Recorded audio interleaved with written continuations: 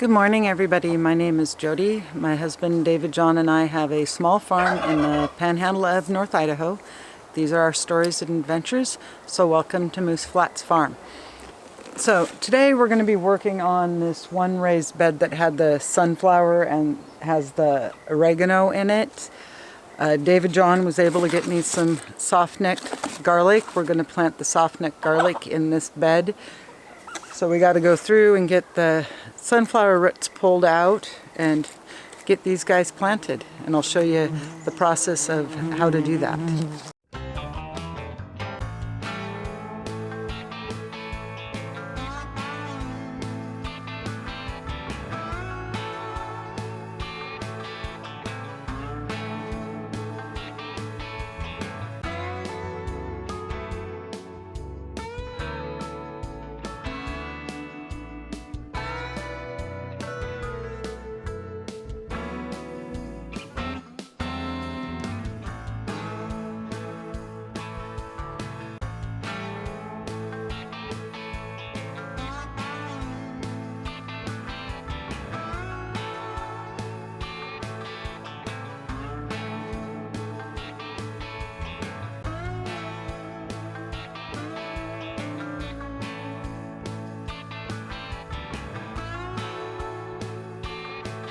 I've gone through and gotten all of the sunflower roots out and just kind of mixed the soil up a little bit just to loosen it up.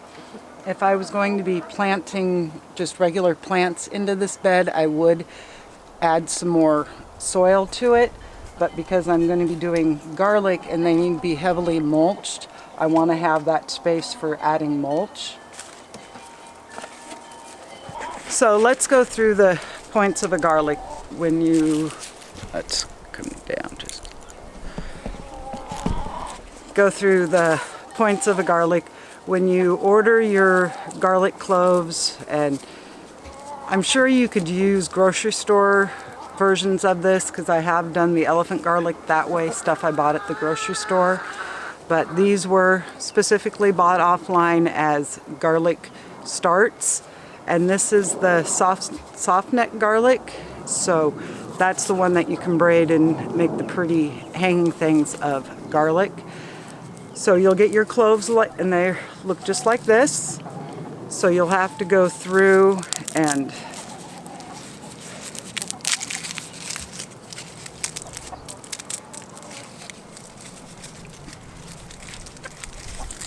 should have done this before I started filming, or at least most of them.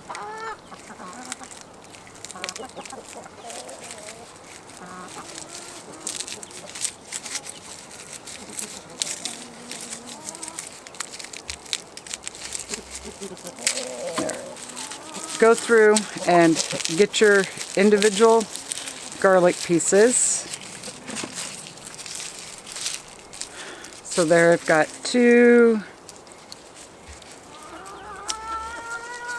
and 4, and so this will now give me 4 bulbs of garlic next year.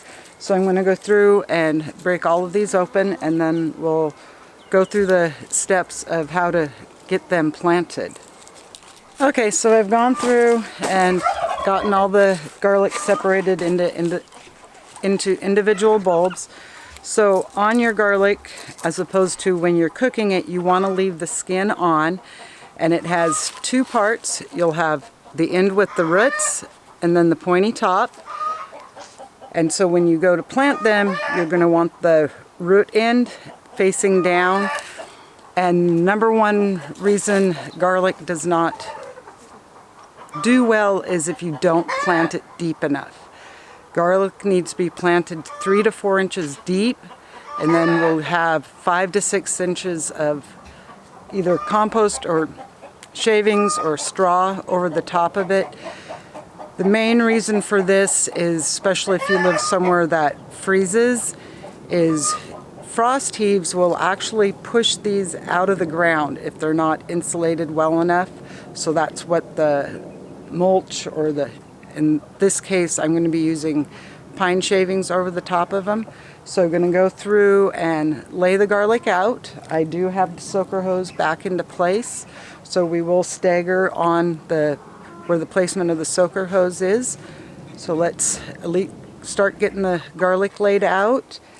And I am going to plant them about 4 or 5 inches apart in the staggered fashion. So you should be able to get nice big heads of garlic next year.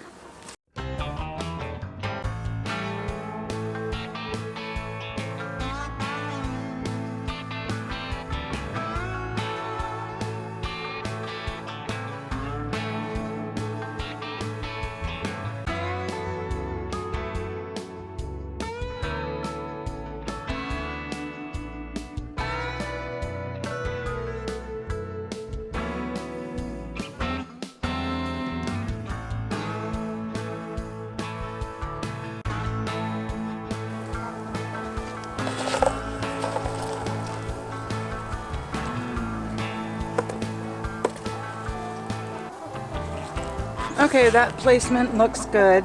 And like I said, you do want to plant them 3 to 4 inches deep, and the shovel is really cool because it does have the markings on it.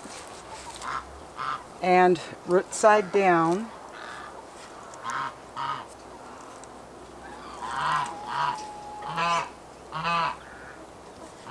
So all I'm doing is just pulling the soil forward and then sliding the garlic clove down on the back side of the shovel so I know I'm getting it deep enough.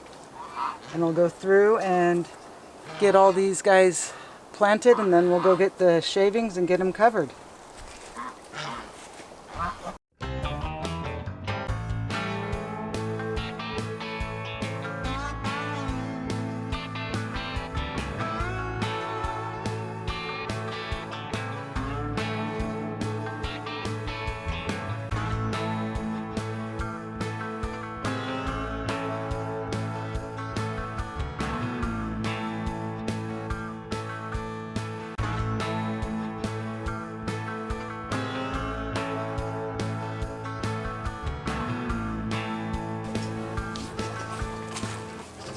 So I've gone through and gotten the first layer of pine shavings. It's probably about 3 inches right now. I'm going to grab the hose, water this all in really good, and then I'll be able to add my other layer of pine shavings because the soil and the pine shavings right now are just really loose and fluffy. So watering them in will compact them down, and then I'll have room to add more shavings to it. So be back with you guys after I've got this watered in.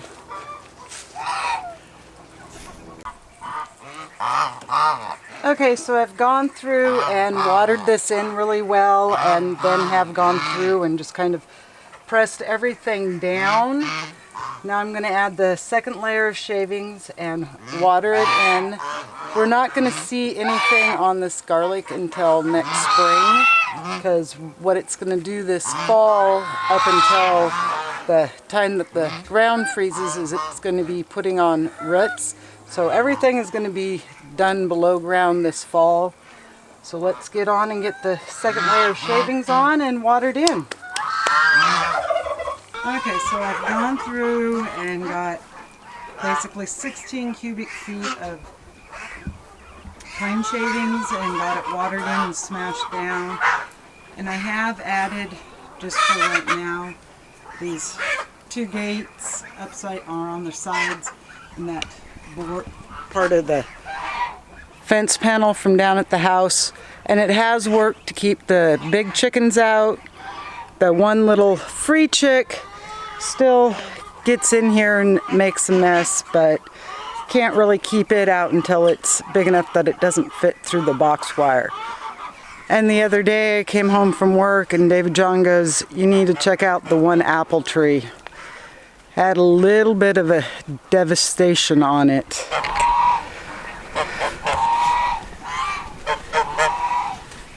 As you can see right there.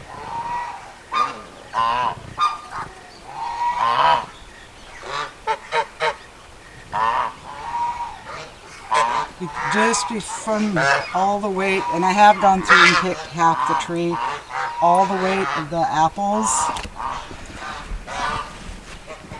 Sorry. And the wind being just right, it just broke the top 2 leaders out of that tree. So gonna have to just continue going through and picking the apples and seeing how much damage was done once we can get to that point. But another cool thing is we brought up and into the garden itself, we had this trellis that was kind of hidden out front, nothing growing on it. So we did bring it down here into the garden, and I picked up to go on it a yellow trumpet creeper, will be great for the hummingbirds, and a pink and yellow honeysuckle for the other side. And so I'm gonna, because I want to get these guys planted, I am gonna dig up that broccoli, I believe it is, the 2 broccolis that are underneath it, and just move them out that way a little bit and get these guys planted so they'll be good to go for next spring. So like I said, I'm just going to transplant this one, and I know I typically upload on Sundays and Thursdays, and I missed this Sunday. I've actually been working on a lot of stuff, just trying to work on reducing the amount of birds that I have, and it's not going as great as I was hoping. I was able to a nice young man and his mom, they purchased Betty, the one Chinese crested goose, because they've got a young gander and they wanted a girl.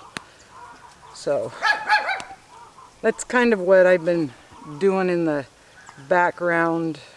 Not really uber exciting fun stuff, but let's get this guy transplanted, and I think we'll do the, which one is this one? The trumpet vine on this side.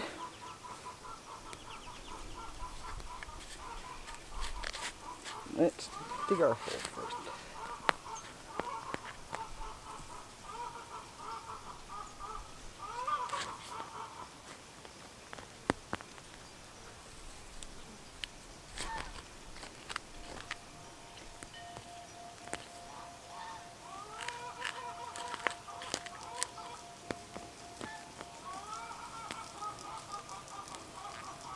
I think that's a willow root. Looking for water anywhere it can.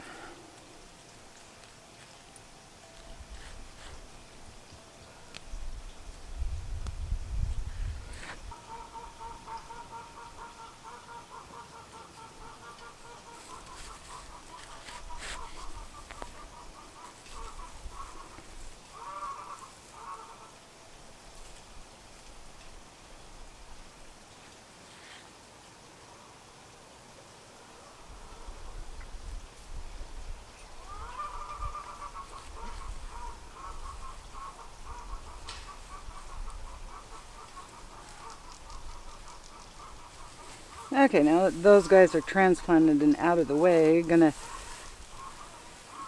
dig a hole,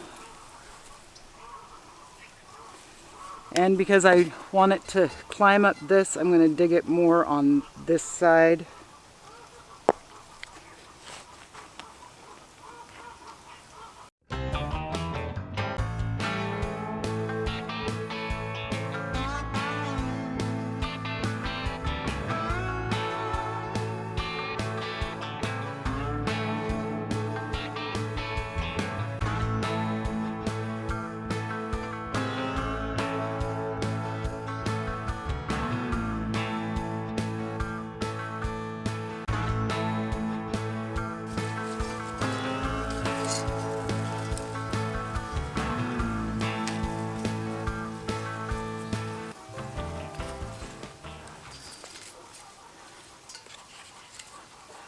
And this guy is just big and glorious.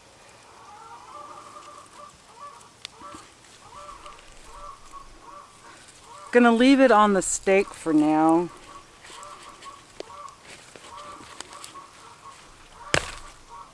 Oh, I can't. The stake is stapled to the pot.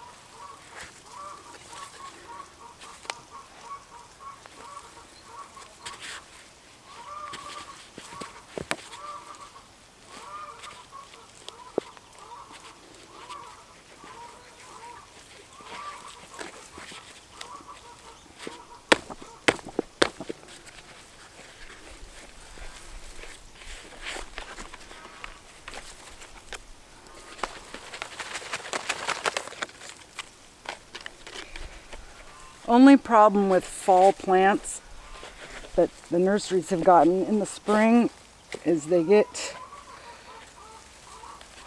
really root bound in their pots.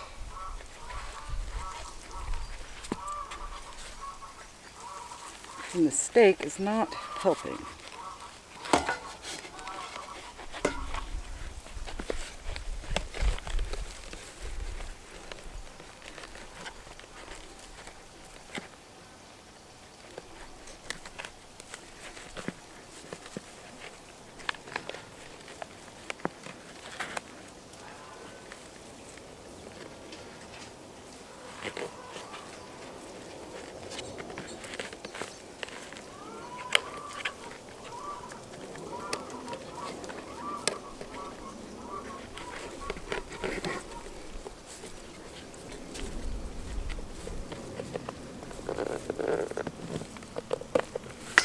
There we go.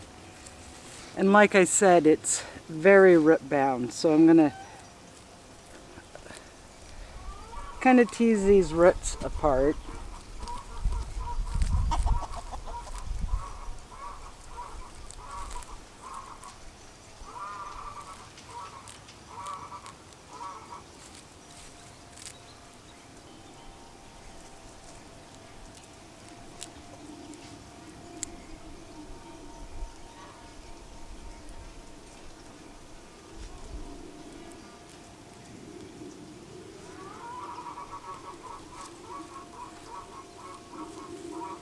Okay, got the big ones on the bottom so they're not winding around each other.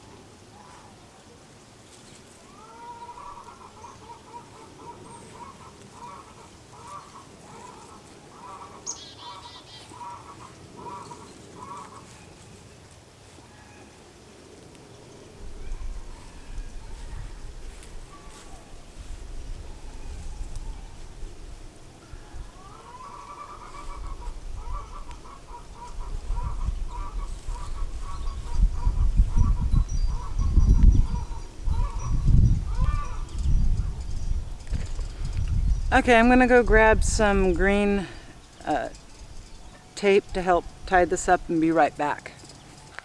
Okay, this guy has got basically two main stalks, and then this one over here branches. So we'll start with this one. So we'll just take this guy, and I just kind of ran him through here to help hold him in place.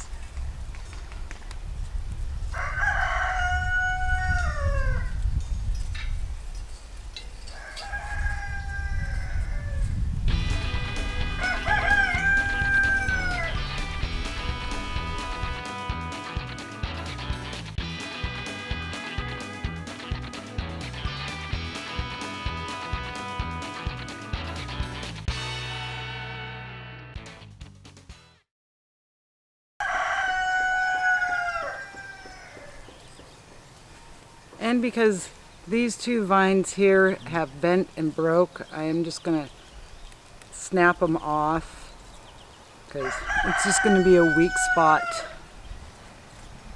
So lose a little bit of height, but that's okay.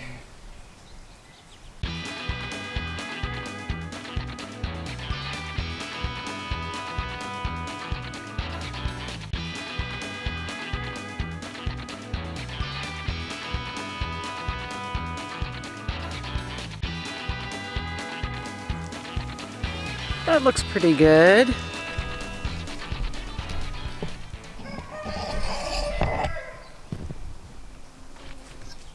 So just got it tied in a couple spots just to grow up. So now we're going to go through and repeat the process on the honeysuckle. So just like on the other side, I'm going to pull up the silker hose because I'm not going to be using them here next year. I'm going to move this brassica over a little bit and get the honeysuckle planted.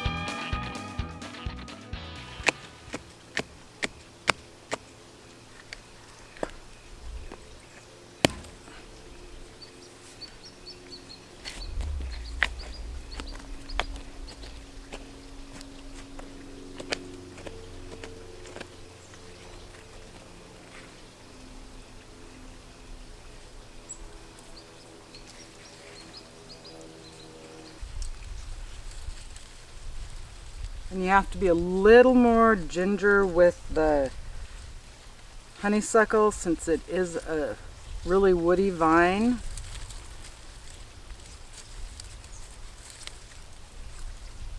Not to break the vines because the trumpet or the yellow trumpety vine one, I'm not sure if it's going to die all the way back and then come back up, but this guy just continues growing on his wooden stalk.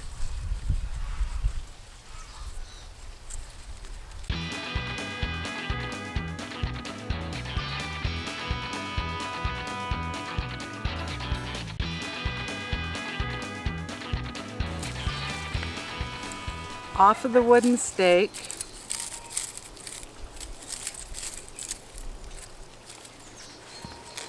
see if we can get him out easy. I bet you he's really root bound.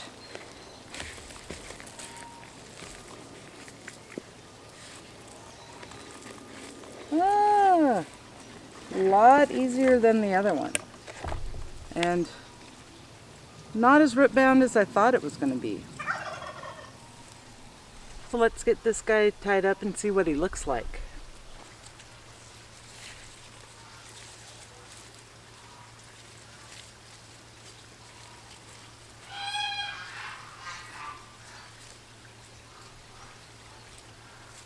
Okay, so there's only 3 main leaders. We're going to do 2 on the outside and then 1 straight up the middle.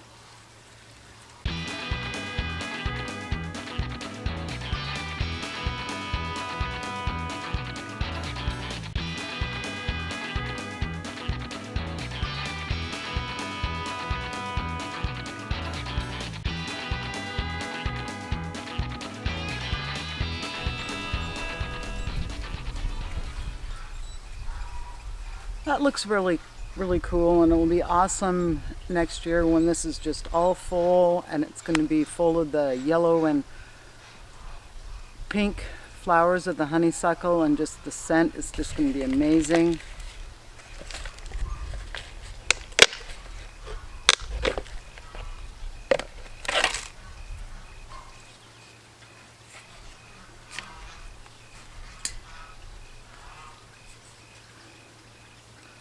There, they're labeled. So let's go over, and the climbing rose that I have, we have to get tied up a little bit. So let's go do that while we're at it. So as you see, the rose has got several long canes that need to get tied up. And just like over there with those vines, I'm just using this floral tape. It's just a papery product that by next year it's going to have disintegrated, but it's just to help train the vines to the trellises.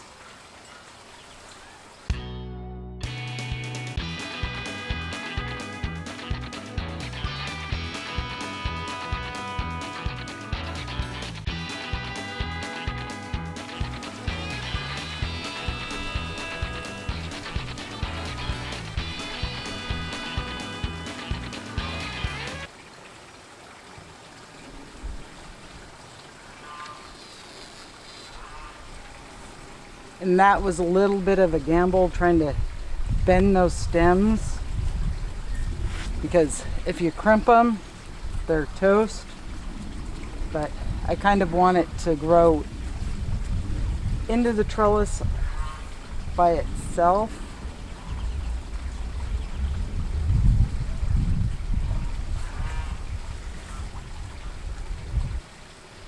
So there, that gets this guy started training up the trellis itself. And as this one grows, I'll just start weaving it in and out. So I have been in the evenings picking apples and picking the dry beans, doing a little bit at a time. I am taking them up and laying them out on a rack in the greenhouse itself to finish curing. I know they say leave them on the vine until they're completely dry. This morning when I was checking them, some of them were still a little soft just because of the moisture in the air. So I'm just going to take these guys up there to let them finish curing up there where they stay dry instead of the moisture in the air in the mornings. So let's go up and I'll show you that. But before I do that, I did go through and water these two vines in really good, and the two brassicas, and I have add a layer of pine shavings. I know that's kind of a perennial spot and should have the red mulch, but I don't have any of that, and I now have plenty of pine shavings, so it'll just go with the rest of the bed.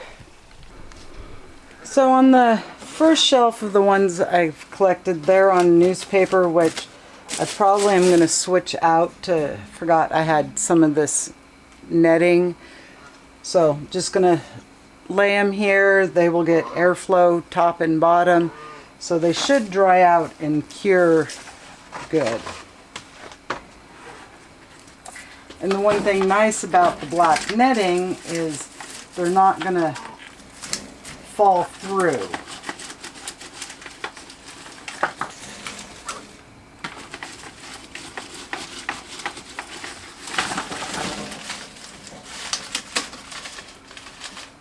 As they fall through onto the other layer.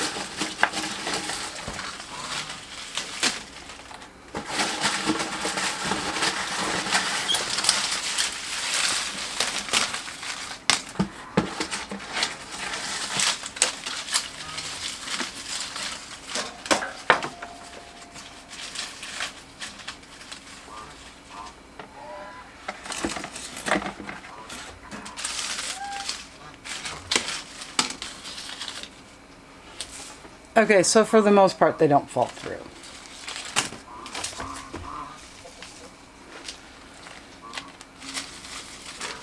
So I'll let these cure for a couple days, get good and dry, and then we can go down and spend the hours it's going to take to shuck them. But let's go to the hoop house because I have a very cool bug in there.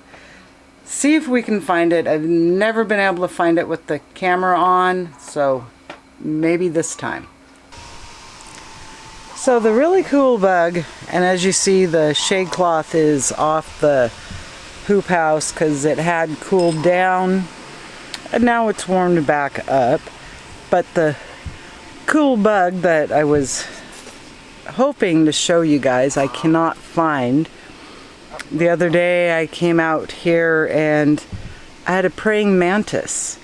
I don't know if it was a male one or a female one or a juvenile of some kind, but I had a praying mantis in here, which is really cool to find.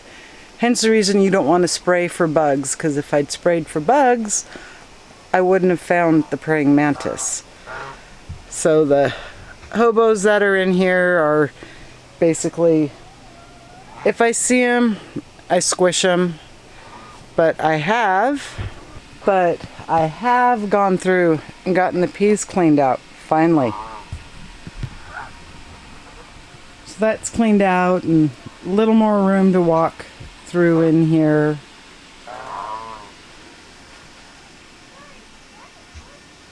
But I definitely would say the peppers do like being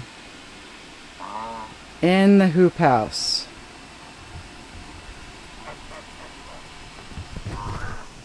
So the young man and his mom that came and took or purchased Betty, it was so amazing to see the farm through his eyes. His excitement was like over the top.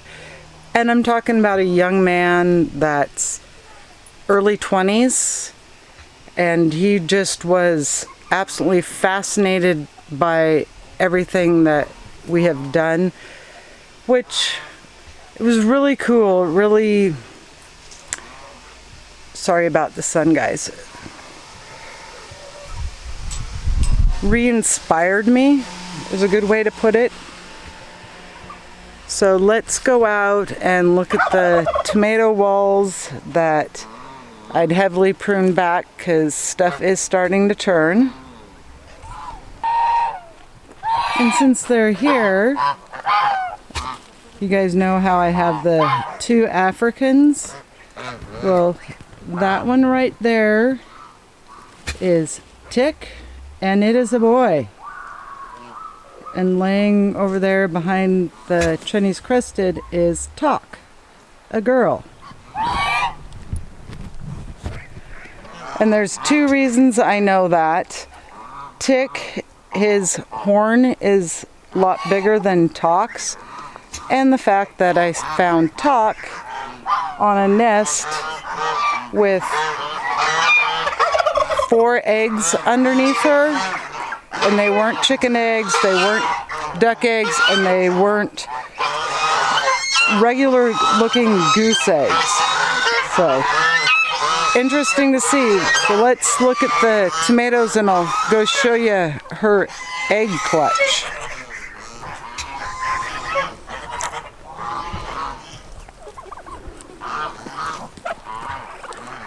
So the other day David John did help me get most of the corn pulled out of there.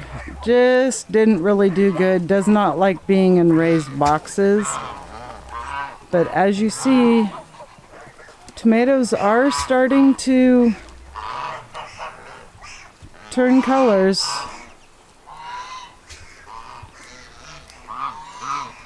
Hopefully the camera's picking up the red ones that are in there. And knock on wood, we have not had our first frost.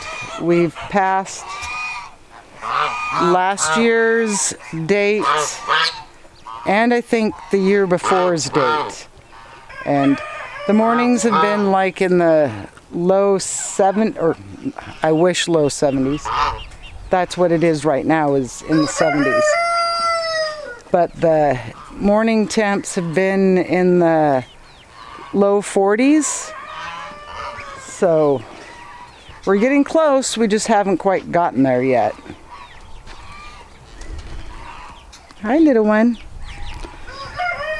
But in here, in this nest box,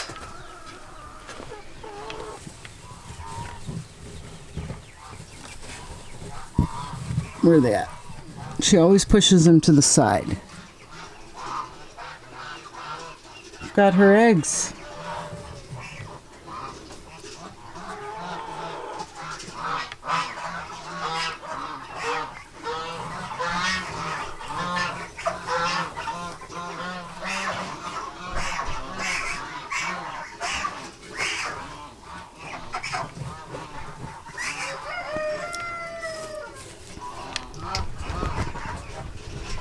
And part of me says they could be Orloff eggs.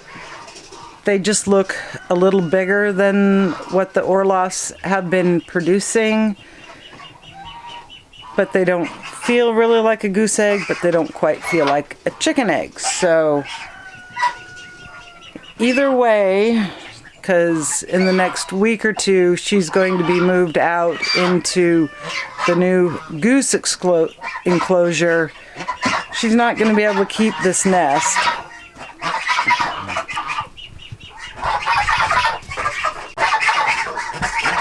And then we've got some babies asking where their dinner is.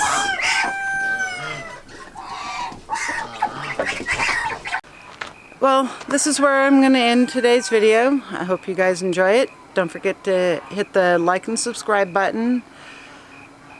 And we'll see you on the next video for the next adventure. We have started getting the stuff collected for the next step of doing the turkey and goose enclosure. So we'll see how far we can get in the next day or two. Talk to you guys later. Bye for now.